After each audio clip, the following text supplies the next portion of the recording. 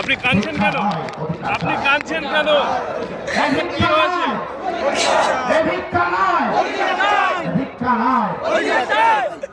আপনি কাঁদছেন কেন?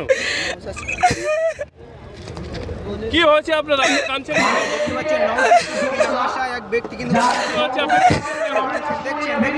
কি হয়েছে আপনার? কথা আশা করেছিল ভাইজনকে দেখবো, দেখবো কি দিয়ে রাজ্যের সরকার আমার জন্মের থেকে এরকম দেখিনি সরকার।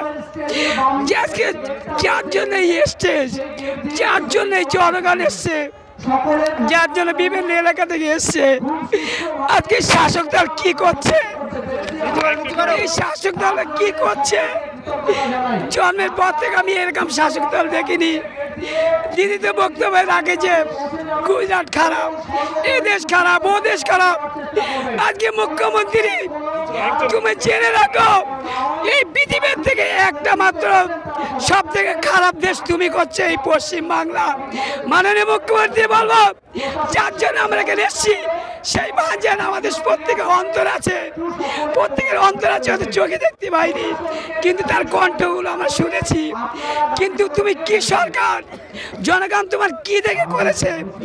এই সরকার কবে শেষ হবে? এই সরকার, আমি প্রত্যেক জনগণ মানুষকে বলবো, এই সরকারকে 2026-26-এ একা রাখবেন না। যদি রাখেন আজকে তিলকতলার মতো রেপ করবে ঘরে ঘরে রাস্তায়, কিন্তু বিচার পাবেন এই সরকার থাকলে। বারাসাত কদমগাছি অনেক কষ্টে এসেছি, খেয়েছি আমরা। আমার কেন এই জীবনটা এরকম শুনে নিচ্ছে, যার জন্য স্টেজ তৈরি করা হয়েছে তা সে এখানে উপস্থিত নেই, তাহলে কি সরকার?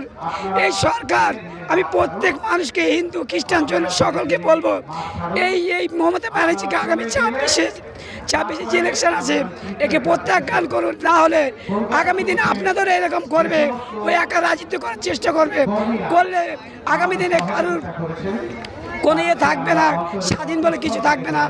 স্বাধীন যদি হতে হয় মমতাকে সরাতে হবে, মমতাকে না সরালে এইভাবে চলতেই থাকবে, মানুষ কোনো সুরক্ষা পাবে না। আমরা আজকে ছোটো ভাইকে দেখার জন্য এসেছিলাম, যার জন্য এই হিসাবে এত অ্যারেঞ্জমেন্ট। কিন্তু এমন এই নির্লজ্জ সরকার, মাননীয় মুখ্যমন্ত্রী ওনাকে 14 তলা থেকে যেন জনগণ আগামী যেন নামায় সেই দোয়া করব। আর প্রত্যেক হিন্দুদের বলবো আশীর্বাদ করবেন। আগামী দিনে নওশাদ সিদ্দিকী আপনাদের হয়ে লড়বে, প্রত্যেক জাতির হয়ে লড়বে।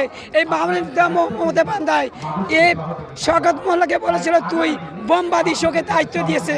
এ সরকার শুধু তোমার বোমবাদী নিয়ে কাজ, এ সরকার লুটের কাজ। আজকে জনগণ পিছনে নেই, সরকার শুধু লুটে ভোটগুলো দিয়ে করছে বলে জিতে আছে।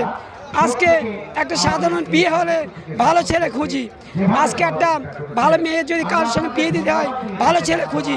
তাহলে দেশ চালাতে গেলে কেন মাননীয় মুখ্যমন্ত্রী খারাপ ছেলে খোঁজে?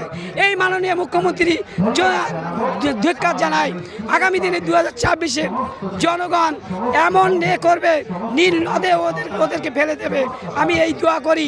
আর হিন্দুদের বলো তোমরা আশীর্বাদ করো যেন মাননীয় মুখ্যমন্ত্রী 2026 হেরে গিয়ে আমাদের নতুন করে যে স্বাধীনভাবে সকলে বাঁচার যেন আশ্বাস পাই আমরা। এই বলে আমি মোহাম্মদ শফিক ইসলাম। আমি দল মাঝে মাঝে করি, মাঝে মাঝে ছাড়ি।